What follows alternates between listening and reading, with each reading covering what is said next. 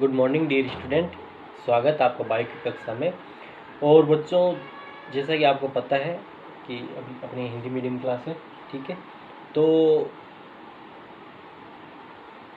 अपने जो बायोलॉजी में जो आप नए हो और थोड़ी आपको असुविधा हो रही है इस कोरोना की वजह से, और हम उस असुविधा को पूरी दूर करने की कोशिश कर रहे हैं, लेकिन उतनी आपके पास जो क्लियरिटी है और जितना आपके पास जो एक क्लासरूम में होता है वो नहीं पहुंच पाता, लेकिन हम पूरी हमारी तरफ से पूरी कोशिश कर रहे हैं।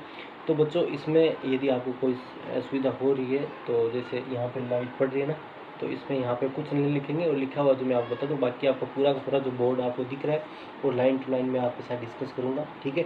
क्यों लिखा है? क्योंकि एनसीईआरटी को बच्चों पर जो इसमें आपके जो प्योर जो सिलेबस है तो एनसीईआरटी बेस्ड का है। 11th का सिलेबस बहुत ही अच्छा है। एनसीईआरटी बेस्ड इसका मतलब आपके लिए अच्छा है कि आप नीट के लिए आप में फ़ायदा होगा, क्योंकि एनसीईआरटी से ही नीट के अंदर जो डॉक्टर की जो परीक्षा होती है, जो एग्ज़ाम होता है ना, जो नीट का एग्ज़ाम होता है उसमें क्वेश्चन पूछ लेते हैं। और प्योर जो सिलेबस है आपका एनसीईआरटी बेस्ड है। तो एनसीईआरटी का एक नियम होता है कि एनसीईआरटी की लाइन टू लाइन डिस्कस करना होता है अपन को, है ना। एनसीईआरटी की लाइन टू लाइन को अपन को समझना होता है, और वही चीज़ अब की बार अपन करेंगे। लाइन टू लाइन जो चीज़ है, लाइन टू लाइन है एनसीईआरटी की, वो पढ़ेंगे। एक एक लाइन का अर्थ पता होना चाहिए, एक एक लाइन अपन को समझ में आना चाहिए, एक एक लाइन का अपन को ध्यान में होना चाहिए। तो वो कि वही अपनी मेहनत करेंगे ताकि आपके जो लाइन टू लाइन आपके समझ में आए। तो इसमें जो बच्चों अब की बार जो अपने जो अपन बात कर रहे हैं, तो इसमें जो अपनी इकाई जो चालू करी है, तो जो आपकी 3rd इकाई है और कोशिका संरचना विकार इसका नाम है। और चैप्टर अपन इसमें लिया जो अपन में होता है 3rd इकाई में 8वां 9वां 10वां चैप्टर। तो अपना चैप्टर चल रहा है कोशिका जीवन का। इसमें अपन करीब 4 से 5 जो वीडियो बना चुके हैं। इसमें उससे पहले वाली वीडियो में उसके बारे में कुछ विस्तृत अपन अध्ययन कर चुके हैं, और आगे की जो बातें हैं अब अपन चालू कर रहे हैं। तो आज का जो वीडियो है बच्चों, ध्यान देना, एक लाइन टू लाइन आपको याद होनी चाहिए एनसीईआरटी की। यदि आप नीट की प्रिपरेशन या डॉक्टर बनने का आपको सपना है तो वो लाइन टू लाइन अपन यहाँ पर डिस्कस करें। इसीलिए मैंने ये पहले से तैयार रखा है ताकि बस समय खराब ना हो, ताकि ये थोड़ा सा जो मैटर है वो भी अपन को अच्छे से याद हो जाए।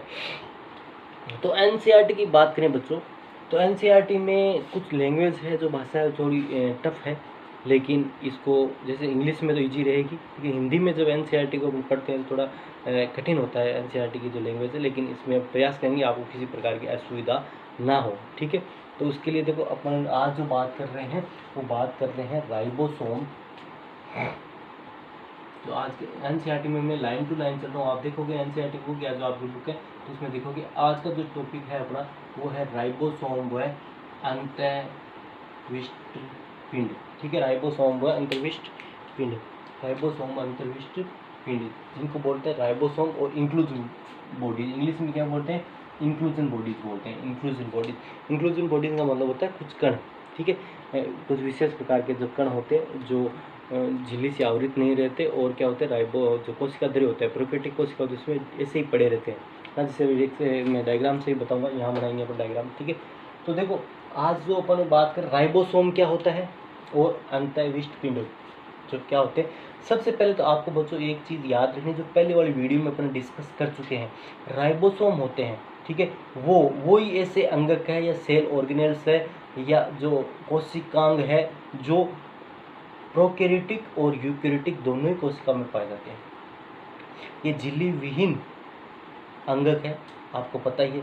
राइबोसोम है, ये झिल्ली विहीन, मतलब इनमें झिल्ली नहीं पाई जाती, जो अपन बात करते हैं जो और झिल्ली युक्त जो कोशिकाएं होते हैं। ये झिल्ली विहीन जो अंगक है, ये दोनों ही प्रकार के जो कोशिकाएं होती है, चाहे यूकैरियोटिक कोशिका जो विकसित प्रकार की होती है और प्रोकैरियोटिक कोशिका जो कम विकसित प्रकार की होती है, जो मोनेरा जगत में या बैक्टीरिया के अंदर पाई जाती है। तो उनके अंदर ये जो राइबोसोम होते हैं, राइबोसोम जैसा अंगक है, दोनों में पाया जाता है। मेरा कहने का मतलब क्या है, यूकैरियोटिक और प्रोकैरियोटिक दोनों ही कोशिकाओं में ये अंगक पाया जाता है। मेरा कहने का मतलब राइबोसोम ऐसा अंगक है जो यूकैरियोटिक और प्रोकैरियोटिक कोशिकाओं में दोनों में पाया जाता है, पहली बार, ठीक है। हालांकि इनका प्रकार अलग अलग होता है। राइबोसोम वहाँ पे 80S होता है, यहाँ पे 70S होता है, और 70S होता है वहाँ पर भी माइटोकॉन्ड्रिया रहित लोगों में पाया जाता है। ये बात भी अपन पहले डिस्कस कर चुके हैं, और आगे भी अंतर जब आएगा यूकैरियोटिक और प्रोकैरियोटिक कोशिकाओं में, वहाँ पर भी अपन इसके बारे में चर्चा करेंगे। तो यहाँ पर मैं बताऊँ राइबोसोम है ना, जो एक झिल्ली विहीन अंगक है जो दोनों प्रकार को सिखा, इंग्लिश में राइबोसोम, इंग्लिश में बॉडी। तो यहाँ पर राइबोसोम जो है, देखो, प्रोकैरियोटिक में राइबोसोम कोशिका की जीव झिल्ली से जुड़े रहते हैं, ठीक है। अपन जैसे बात करें तो जैसे मान लो प्रोकैरियोटिक कोशिका की अपन जैसे अपने संरचना बनाई थी तीन, पिछली कक्षा में आपको पता ही होगा बच्चों, अपन इसके इन्वेलप के बारे में बात की थी कि इसके जो होते हैं, है ना, इसके जो आवरण होता है तीन जो स्तरों से मिलकर बना होता है, ठीक है। बाह्य जो आवरण होता है वो कौन सा होता है आपको पता ही है, बाह्य आवरण, ठीक है। बाह्य आवरण होता है सबसे बाहर, ठीक है, जो ग्लाइकोकेलिक्स से बना होता है, अपने पिछले लेक्चर में पढ़ा है। बाह्य आवरण होता है किससे बना होता है, ग्लाइकोकेलिक्स से बना हुआ होता है बाह्य आवरण। बाह्य आवरण, इसके अंदर कोशिका भित्ति पाई जाती है इसके अंदर क्या पाई जाती है, कोशिका भित्ति पाई जाती है। कोशिका भित्ति के अंदर क्या पाई जाती है बच्चों, कोशिका झिल्ली पाई जाती है। इस प्रकार से ये कोशिका झिल्ली, और कोशिका झिल्ली के अंतर्वलित होकर एक स्ट्रक्चर से मेसोसोम बनते हैं, ये अपने पिछली कक्षा में पढ़ चुके। तो ये क्या कह रहे हैं यहाँ पर, देखो ध्यान दो कि प्रोकैरियोटिक जो कोशिकाएं होती है में राइबोसोम, प्रोकैरियोटिक कोशिकाओं में राइबोसोम कोशिका की जीवधुरी झिल्ली से जुड़े रहते हैं। तो जीवधुरी झिल्ली कौन सी है बच्चों, जीवधुरी झिल्ली ये भी। तो यहाँ पर यदि प्रोकैरियोटिक कोशिका की बात करें, भित्ति की बात करें, तो राइबोसोम होंगे इस झिल्ली से जुड़े रहेंगे। इस प्रकार से यहाँ पर इस प्रकार से क्या होंगे, झिल्ली से चिपके हुए रहेंगे। इस प्रकार से इस झिल्ली से चिपके हुए रहेंगे, इस प्रकार से, ठीक है। जीवधुरी झिल्ली से जुड़े हुए रहते हैं। जो राइबोसोम होते हैं वो क्या होते हैं, ये एनसीईआरटी क्या कह रही है कि प्रोकैरियोटिक में राइबोसोम कोशिका की जीवधुरी झिल्ली तो ये जो जीवधुरी को कवर करके रखती है, ठीक है, जीवधुरी झिल्ली से जुड़े हुए होते हैं, ठीक है। पहली बात आपको पूछ सकता है, स्थिति पूछ सकता है नीट के अंदर कि आप बताओ जीव कहाँ पाए जाते हैं, प्रोकैरियोटिक कोशिका में राइबोसोम कहाँ पाए जाते हैं। तो प्रोकैरियोटिक कोशिका में राइबोसोम जीवधुरी झिल्ली से जुड़े हुए रहते हैं, ठीक है। इसका उत्तर ये हो गया। आगे की बात करें बच्चों, देखो दूसरी लाइन की जो एनसीईआरटी की है उसमें बात करें कि जो इसकी आकार की बात करते हैं, राइबोसोम के आकार की बात करते हैं, तो ये बहुत ही सूक्ष्म कण होते हैं। राइबोसोम के आकार की बात करें प्रोकैरियोटिक कोशिका में, तो इसका आकार होता है सूक्ष्म होता है, और ये 15 से 20 नैनोमीटर के आकार के होते हैं, ठीक है। कितने होते हैं, 15 से 20 नैनोमीटर के आकार के होते हैं ये, ठीक है। जो गोलाकार कण होते हैं, और इनका आकार कितना याद कर लो अभी से, इनका आकार याद कर लो बच्चों, 15 से 20 नैनोमीटर आकार याद कर लो। 15 से 20 नैनोमीटर का आकार होता है। कितना आकार होता है, 15 से 20 नैनोमीटर का आकार होता है, याद करो। 15 से 20 नैनोमीटर का आकार होता है, 15 से 20 नैनोमीटर का आकार होता है। कितना होता है, 15 से 20 नैनोमीटर का। राइबोसोम का आकार याद कर लो। प्रोकैरियोटिक कोशिका की बात कर रहा हूँ, प्रोकैरियोटिक कोशिका में राइबोसोम का आकार की बात करते हैं, क्वेश्चन बन जाता है सीधा सीधा, कितना होता है, 15 से 20 नैनोमीटर आकार होता है, ठीक है। और ये दो उपइकाइयों से मिलकर बना होता है राइबोसोम। से आपको याद हो तो पिछले लेक्चर में ये बात मैं बता चुका हूँ, और अभी भी आपको याद हो, अभी भी आप इसमें ध्यान दो तो आप में ये समझ आ सकता है। जो राइबोसोम्स होते हैं वो, जो राइबोसोम्स होते हैं बच्चों, उसकी दो उपइकाइयाँ होती है, ठीक है। दो उपइकाइयाँ होती है, एक छोटी होती है, एक बड़ी उपइकाई होती है, और दोनों उपइकाइयाँ मिलकर संपूर्ण राइबोसोम का निर्माण करता है, उसकी जो साइज होती है। तो याद रखना, दो उपइकाई होती है। राइबोसोम की बात करें, दो उपइकाइयों से मिलकर बना हुआ होता है। राइबोसोम कितनी, दो उपइकाइयों से मिलकर बना होता है ना, ठीक है। एक उपइकाई है, देखो एक जो बड़ी उपइकाई होती है उसकी साइज क्या है, 50s है, आपको दिख रहा है यहाँ पे अभी तक, ठीक है। तो फ्लक्स में मैं बता दूंगा वहाँ पे। जो बड़ी उपइकाई होती है उसकी क्या साइज होती है, 50s होती है, और छोटी जो उपइकाई होती है उसकी साइज क्या होती है, 30s होती है, ठीक है। बड़ी उपइकाई होती है उसकी साइज क्या होती है, 50s होती है, और छोटी उपइकाई होती है उसकी क्या होती है, साइज होती है 30s होती है। इस प्रकार से जुड़े रहते हैं ये, इस प्रकार से, ठीक है। ये जो ऊपर वाली बड़ी वाली इकाई है, इसकी साइज क्या होगी, 30s। छोटी इकाई जो छोटी इकाई होती है उसकी तो साइज होती है 30s, और बड़ी वाली जो इकाई होती है उसकी साइज होती है 50s। और दोनों मिलके जो उसकी जो साइज होती है, ठीक है, दोनों मिलके जो दोनों की जो साइज होती है, पूरे राइबोसोम की जो साइज होती है वो कितनी होती है बच्चों, 70s, ठीक है। 70s दिख रहा होगा आपको, ब्लैक पेन से लिख देता हूँ, है ना। तो मतलब क्या होता है, राइबोसोम दो उप इकाइयों से मिलकर बना होता है। राइबोसोम दो उप इकाइयों से मिलकर बना हुआ होता है। राइबोसोम की बात करें तो राइबोसोम जो होता है वो दो उप इकाइयों से मिलकर बना होता है। इसकी बड़ी उप इकाई होती है, उसकी जो साइज होती है बच्चों, उसकी साइज होती है 50s, और छोटी जो उप इकाई होती है देखो उसकी साइज होती है 30s, है ना। और दोनों उप इकाई आपस में जुड़कर संपूर्ण राइबोसोम का निर्माण करती है। उस राइबोसोम की इकाई जो होती है प्रोकैरियोटिक कोशिका में 70s होती है, और यूकेरियोटिक कोशिका की बात करें तो वहाँ 80s होगी। वहाँ पर बड़ी वाली उप इकाई की जो की साइज होगी 60s, और छोटी वाली इकाई उसकी होगी 40s से 40s, ठीक है, इस प्रकार से। तो यहाँ पर दोनों इकाइयों का साइज क्या है, 50s और 30s, दोनों मिलकर क्या जोड़ना नहीं है इनको, 80s नहीं करना आपको, 80s नहीं करना है, इनकी जो अब इसकी साइज बनती है, मतलब दोनों जुड़ने, दोनों इकाइयाँ जुड़ने के बाद, जैसे ये इकाई है, ये दूसरी इकाई, दोनों इकाइयाँ ऐसे आपस में जुड़ जाती है, अब थोड़ी सी क्या कंप्रेस हो जाती है, दब जाती है, तो दोनों अब इनकी साइज का मापन करते हैं, 70s होती है दोनों जुड़ने के बाद, है ना। और अलग अलग इकाइयों की साइज 50 और 30s होती है, दोनों जुड़ने के बाद इनकी जो साइज बनती है 70s बनती है। एस का मतलब क्या आगे आएगा, लेकिन एस का मतलब बताता हूँ यहाँ पर स्वेडबर्ग से। स्वेडबर्ग एक वैज्ञानिक था, उसने इनकी साइज के आधार पर इनको विभेद किया था, राइबोसोम को अलग अलग किया था, इसका वर्गीकरण किया, इसलिए इनको क्या कहते हैं, ये स्वेडबर्ग यूनिट यहाँ पर अपन यूज करते हैं, ठीक है। अब बात करते हैं बच्चों आपके जो दूसरी बात आती है, तो राइबोसोम जो होते हैं, राइबोसोम जो मैंने बताया इस प्रकार से राइबोसोम होते हैं, ठीक है। ये एक 70 राइबोसोम होते हैं एमआरएनए। एमआरएनए का मतलब होता है मैसेंजर आरएनए और संदेशवाहक आरएनए, ठीक है। वो संदेशवाहक आरएनए और राइबोसोम आपस में मिलकर क्या करते हैं बच्चों, प्रोटीन निर्माण कार्य करते हैं। तो अपन जैसे मैंने यहाँ पर बनाया है, ये जो राइबोसोम है, ये दोनों, ये छोटी इकाई, ये बड़ी इकाई, ये देखो इस प्रकार से, ये छोटी वाली इकाई, ये बड़ी वाली इकाई, ये छोटी वाली इकाई, ये बड़ी वाली इकाई, जो अपन बात करते हैं 50s की, ये 30s, ये 30s, ये 50s, ये 50s, ठीक है। नीचे वाली 50 ऐसे, ऊपर वाली 30। इस प्रकार से ये जो है, ये एमआरएनए लिखा है, देखो मैंने संदेशवाहक आरएनए। तो इस प्रकार से जो एमआरएनए जो होता है, एमआरएनए जो होता है बच्चों, एमआरएनए के ऊपर ये जो राइबोसोम की इकाइयाँ होती है इस प्रकार से जुड़ जाती है, ठीक है। एमआरएनए की बात करें तो एमआरएनए के ऊपर राइबोसोम जो होते हैं, ठीक है। एमआरएनए जो ये है, एमआरएनए तंतु में जो इस प्रकार संरचना होती है पूरा, 5 से 5 प्राइम से 3 प्राइम, आप आगे बाद में समझोगे क्या होता है। एमआरएनए के ऊपर राइबोसोम इस प्रकार से जुड़ जाते हैं सारे के सारे, और क्या करते हैं, प्रोटीन संश्लेषण का कार्य करते हैं। क्या करते हैं बच्चों, प्रोटीन संश्लेषण का कार्य करते हैं। देखो यहाँ पर ये क्या करते हैं, बहुत इंपॉर्टेंट है, राइबोसोम में क्या कार्य होता है, प्रोटीन संश्लेषण। लेकिन राइबोसोम अकेला नहीं करता है, ये एमआरएनए के साथ जुड़कर करता है। हमेशा आपने सुना होगा राइबोसोम को प्रोटीन निर्माण फैक्ट्री बोलते हैं, लेकिन राइबोसोम ये कार्य अकेला नहीं करता है। ये जो कार्य करता है वो किसके साथ मिलकर करता है, ये जो कार्य करता है वो राइबोसोम एमआरएनए के साथ मिलकर करता है। एमआरएनए इस प्रकार से एक सिंगल स्ट्रैंड है, ठीक है, एक श्रृंखला है, जो न्यूक्लियोटाइड की श्रृंखला है, उसके ऊपर इस प्रकार से एमआरएनए जुड़ जाते हैं। और ऐसे बहुत सारे एमआरएनए ऐसे बहुत सारे राइबोसोम एमआरएनए के ऊपर जुड़ते हैं, तो इसको बोलते हैं बहु राइबोसोम बोलते हैं। इस संरचना को क्या बोलेंगे, बहु राइबोसोम।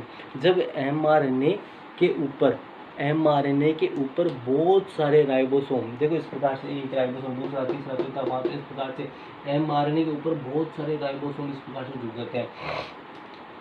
एमआरएनए के ऊपर बहुत सारे राइबोसोम इस प्रकार से जुड़ जाते हैं, तो इसको क्या बोलते हैं, बहु राइबोसोम बोलते हैं।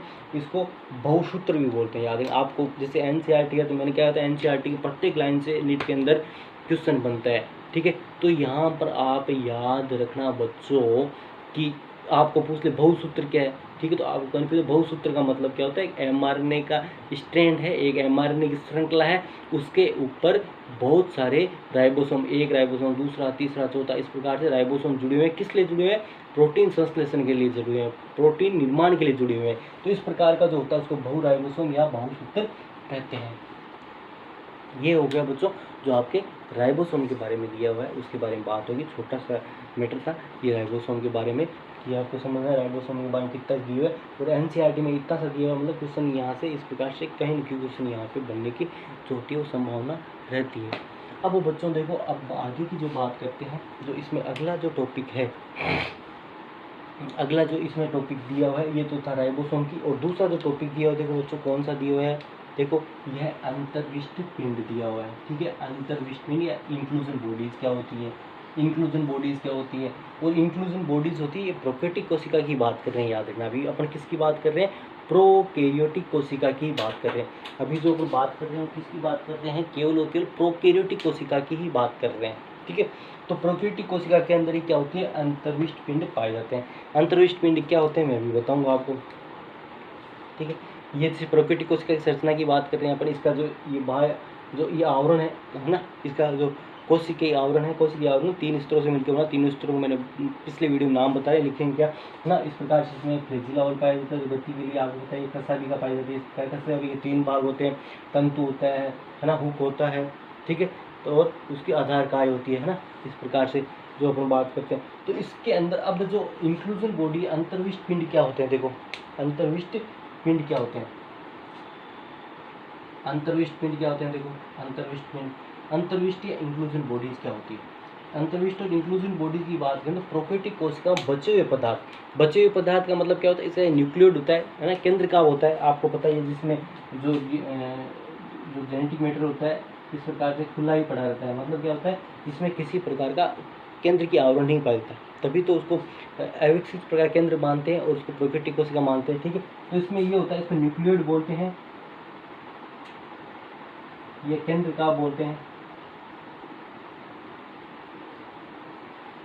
न्यूक्लियोइड बोलते हैं, इसको केंद्र का बोलते हैं, ठीक है। इसमें एक जैसे अपन बैक्टीरिया इकोलाई वगैरह की बात करते हैं तो उसके अंदर एक एक्स्ट्रा डीएनए और पर इसको क्या हो, प्लाज्मिड बोलते हैं, इस प्रकार से अपन ने पहले बात कर चुके हैं, प्लाज्मिड बोलते हैं। इसमें इसके आनुवंशिक पदार्थ के अलावा एक डीएनए और वर्तुल डीएनए पाया जाता है, एक सूत्रीय वर्तुल डीएनए पाया जाता है, इसको प्लाज्मिड बोलते हैं। प्लाज्मिड बना दिया अपन, ठीक है, लिख भी देते हैं।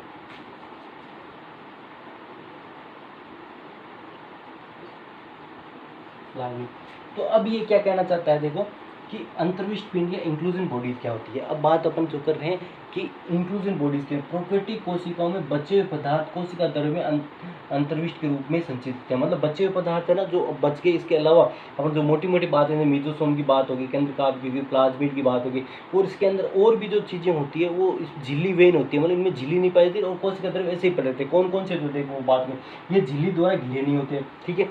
इनके बाद जो अंतर्विष्ट पदार्थों की बात कर रहा है, इंक्लूजन पदार्थों की बात कर रहा है, प्रोकैरियोटिक कोशिकाओं में बचे हुए पदार्थ कोशिका द्रव्य मतलब इसमें, ये कोशिका द्रव्य इसमें, ठीक है, अंतर्विष्ट के रूप में संचित रहते हैं। अंतर्विष्ट का मतलब इसमें पड़े रहते हैं, ठीक है। और पड़े कैसे थे, झिल्ली द्वारा घिरे नहीं थे, साथ में इनमें झिल्ली भी नहीं पाई जाती और कोशिका द्रव्य में स्वतंत्र रूप से पड़े रहते हैं। और ये पदार्थ कौन कौन से हैं, देखो ये है आपके, बहुत इंपॉर्टेंट है, बहुत इंपॉर्टेंट है, आपको पूछ सकता है कि इंक्लूजन बॉडीज कौन कौन सी है।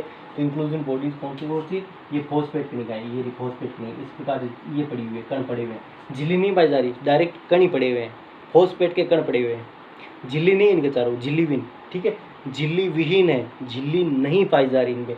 और ये कण है सीधे सीधे इस पर, ये साइनोफाइसिन कण है, मैं रेड कलर से दिखा देता हूँ, ठीक है, ये साइनोफाइसिन कण है, ये साइनोफाइसिन कण पड़े हैं, ये साइनोफाइसिन पड़े हैं, ठीक है, ये साइनोफाइसिन कण पड़े हुए हैं, और ये ग्लाइकोजन कण पड़े हुए हैं, ये ग्लाइकोजन। तो ये जो कण होते हैं, जैसे फॉस्फेट कणिकाएं की बात करते हैं, साइनोफाइसिन कणिकाओं की बात करते हैं, ग्लाइकोजन कणिकाओं की बात करते हैं, तो ये कणिकाएं क्या होती है, इसके कोशिका द्रव्य में ऐसे ही बिखरी हुई पड़ी रहती है, इनके बाहर किसी प्रकार की झिल्ली या आवरण नहीं पाया जाता है।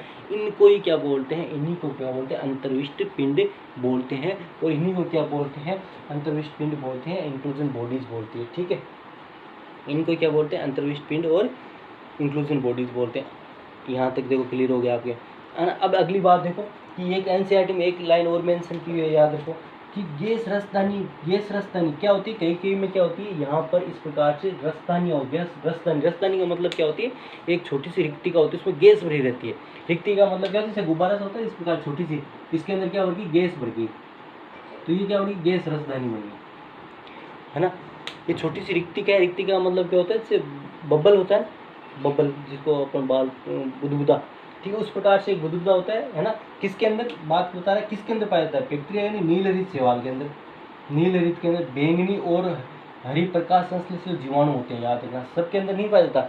जो गैस रसदानी होती है, एनसीईआरटी ये घुमा के क्वेश्चन बनाएगी, जो गैस रसदानी होती है नीलहरित, जिसको बीजी है, ब्लू ग्रीन एलगी, बैंगनी जो पर्पल कलर का जो बैक्टीरिया होता है, और प्रकाश संश्लेषित जो हरे प्रकाश संश्लेषित जीवाणु है, हरी प्रकाश संश्लेषित जो ग्रीन फोटोसिंथेसिस बैक्टीरिया है, हरी प्रकाश संश्लेषित जीवाणु है, उन्हीं के अंदर ही गैस रसदानी पाई जाती है। याद रखना, गैस रसदानी मतलब क्या, बुदबुदा सा होता है, उसके अंदर गैस भरी रहती है, इस प्रकार से। तो ये गैस रसदानी किसके अंदर पाई जाती है, एक तो बीजीए नीलहरित शैवाल के अंदर पाई जाती है, बैंगनी जो बैक्टीरिया होते हैं, पर्पल बैक्टीरिया उसके अंदर पाई जाती है, और हरे प्रकाश संश्लेषित जो जीवाणु होते हैं उनके अंदर, मतलब तीन नाम लिए, तीनों के अंदर क्या होती है, गैस रसदानी पाई जाती है। आपको एनसीईआरटी क्या पूछेगी, क्वेश्चन बना के पूछेगी, बताइए निम्नलिखित में से किसमें गैस रसदानी पाई जाती है। उसमें आपको ऑप्शन देगा, ऑप्शन मिलेगा नीलहरित शैवाल पहला, दूसरा ऑप्शन मिलेगा पर्पल जो बैंगनी जीवाणु, तीसरा मिले हरि प्रकाशशील जीवाणु और चौथा ऑप्शन मिले उपरोक्त सभी।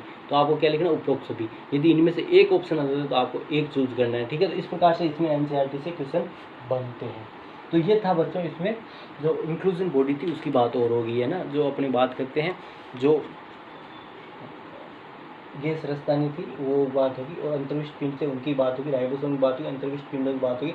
अब जो बात कर रहे हैं बच्चों बहुत इंपॉर्टेंट जो बात करें, यहाँ तक प्रोकैरियोटिक कोशिका को काम सल्ट गया सारा का सारा। यहाँ तक बात करें तो प्रोकैरियोटिक कोशिकाओं की जो बातें थी वो होगी। तो यहाँ पर मैं भी बोलता हूँ आपको, तो जैसे मैंने ये बताया था ये होगी ग्लाइकोजन कणिकाएं,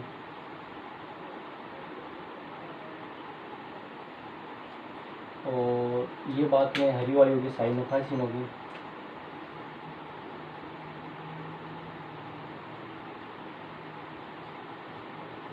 और ये होगी फॉस्फेट कणिकाएं होगी। ये भी दिखता हूँ आपको, मतलब इस प्रकार से ये कणिकाएं पाई जाती हैं, इनको अंतर्विष्ट पिंड बोलते हैं। यहाँ तक प्रोकैरियोटिक कोशिका की जो कहानी थी वो खत्म हो चुकी है। अब अपन बात कर रहे हैं, आगे जो बात कर रहे हैं वो बात कर रहे हैं बच्चों अपन यूकैरियोटिक कोशिका की, ठीक है। आगे जो बात कर रहे हैं वो बात कर रहे हैं यूकैरियोटिक कोशिका की, जो यूकैरियोटिक सत्य के अंदर केंद्र पाया जाता है, या ससीम केंद्र की। ससीम केंद्र की का मतलब होता है जिनके अंदर विकसित प्रकार का केंद्र पाया जाता है।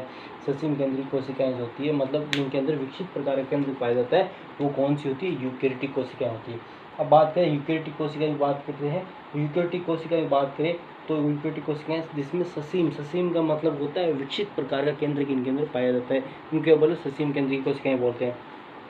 देखो इनकी ये सभी यहाँ पर याद रखना, अभी एक एक लाइन एनसीईआरटी बहुत इंपॉर्टेंट। देखो यहाँ पर मैं बता रहा हूँ सभी आजीव का मतलब प्रोटिस्टा, ठीक है। जो अपन आगे पढ़ेंगे कि अपन 5 जगत होते हैं, अपन जीवों का वर्गीकरण करते हैं 5 जगत होते हैं, ठीक है। एक होता है आपके जैसे बात करते हैं अपन तो इसमें एक तो मोनेरा होता है, ठीक है। दूसरा प्रोटिस्टा होता है, तीसरा फंजाई होता है, और प्लांटी होता है, और एनिमली। 5 जगत होते हैं। तो इसमें से देखो एक मोनेरा को छोड़ा है, मोनेरा जगत है जिसके अंदर जीवाणु आते हैं, जिसके अंदर प्रोकैरियोटिक सेल्स होगी। तो इसमें देखो अब आद जीव जिसको प्रोटिस्टा बोलते हैं, ठीक है। पादप प्लांट्स, प्राणी एनिमल्स, और कवक जीव फंजाई में यूकैरियोटिक कोशिकाएं पाई जाती है। आपको ये लाइन याद रखनी है, आपको ये बात ये लाइन है जो याद रखनी है कि आद जीव, हिंदी में याद करो तो आद जीव, ठीक है। फिर पादप, प्राणी और कवक, चारों के अंदर क्या होती है? चारों जगत है उनके अंदर क्या होती है? यूकैरियोटिक कोशिकाएं पाई जाती है। चारों जगत के अंदर क्या होती है? यूकैरियोटिक कोशिका पाई जाती है। पहली बात, यूकैरियोटिक कोशिकाओं में झिल्लीदार आवरणयुक्त अंग पाए जाते हैं। दूसरी इसकी खास विशेषता क्या है कि यूकैरियोटिक कोशिकाएं जितनी भी होती है उनमें झिल्ली युक्त कोशिकांग पाए जाते हैं। मतलब से माइटोकॉन्ड्रिया की बात करें, चाहे हरित लोक की बात करें, चाहे एंडोप्लाज्मिक रेटिकुलम की, अंतःपरदीय जालिका की बात करते हैं, ठीक है, चाहे अपने गोल्जी कोई की बात करें, सभी के अंदर क्या होती है? इसके अंदर सभी जो अंग जो होते हैं विकसित प्रकार के होते हैं और झिल्ली युक्त होते हैं। फिर बात करते हैं इसमें झिल्ली युक्त जो केंद्रक होता है, मतलब झिल्ली में केंद्रक आवरण से युक्त जो केंद्रक होता है वो सुविकसित प्रकार का और व्यवस्थित प्रकार का केंद्र इसमें पाया जाता है। और उसके अंदर जो होते हैं आनुवंशिक पदार्थ होते हैं वो क्या होते हैं? आनुवंशिक पदार्थ होते हैं गुणसूत्रों में पाए जाते हैं, ठीक है। जो आनुवंशिक पदार्थ है गुणसूत्र के रूप में व्यवस्थित रहते हैं इसमें, किसमें? इस केंद्र के अंदर। फिर इसमें एक बात एनसीईआरटी में और दे रखी है छोटी सी, इसमें डायग्राम तो अपन अगली कक्षा में बनाएंगे, हो सके तो अगली कक्षा में अलग अलग पादप और जंतु कोशिका डायग्राम बना के फिर आगे अपन चलेंगे। लेकिन यहाँ पर एक चीज़ है कि पादप और जंतु कोशिका अंतर दिया हुआ है कि सभी यूकैरियोटिक कोशिकाएं समान नहीं होती। पादप और जंतु दोनों ही जो है यूकैरियोटिक या ससीम केंद्र की कोशिका है, लेकिन इनमें अंतर है। जो पादप कोशिका होती है उसमें कोशिका भित्ति पाई जाती है, मैंने बताया था कठोर आवरण होता है, कोशिका भित्ति पाई जाती है। जंतु कोशिका अपने अंदर कोशिका भित्ति नहीं पाई, जंतु कोशिका में कोशिका भित्ति अनुपस्थित होती है, ठीक है। फिर आती है लवक, क्यों? जो प्रकाश संश्लेषी पादप होते हैं उनमें हरित लवक पाए जाते हैं, पादपों में पाए जाते हैं। जो लवक होते हैं वो पाए जाते हैं अपने अंदर, अपने प्रकाश संश्लेषण नहीं करते, जीव होते हैं प्रकाश संश्लेषण नहीं करते, तो अपने अंदर जो लवक होते हैं अनुपस्थित होते हैं। बड़ी केंद्र की रसदानी पाई जाती है। याद रखना इनके जो पादप कोशिकाएं होती है उनके अंदर जल और अन्य पदार्थों को संचय करने के लिए एक बड़ी केंद्र की रसदानी पाई जाती है। जो डायग्राम बनाऊंगा तो मैं बताऊंगा। तो पाई जाती है अपने अंदर इस प्रकार की केंद्रीय रसदानी नहीं पाई जाती है, पाई जाती है तो बहुत छोटी पाई जाती है। रसदानी पाई नहीं जाती, वो पाई जाती है बहुत छोटी पाई जंतु कोशिका में। और तारकाय, ये बहुत ही इंपॉर्टेंट रहेगा। तारकाय होता है ये जंतु कोशिका में तो पाया जाता है, पादप कोशिका में अनुपस्थित होता है। जंतु कोशिका में कोशिका जो विभाजन तो उस टाइम मदद करता है, और पादप कोशिकाओं में इस प्रकार की कोई संरचना नहीं पाई जाती। तो बच्चों आज की कक्षा में इतना बहुत है, आगे की कक्षा में अपन इससे आगे अध्ययन करेंगे।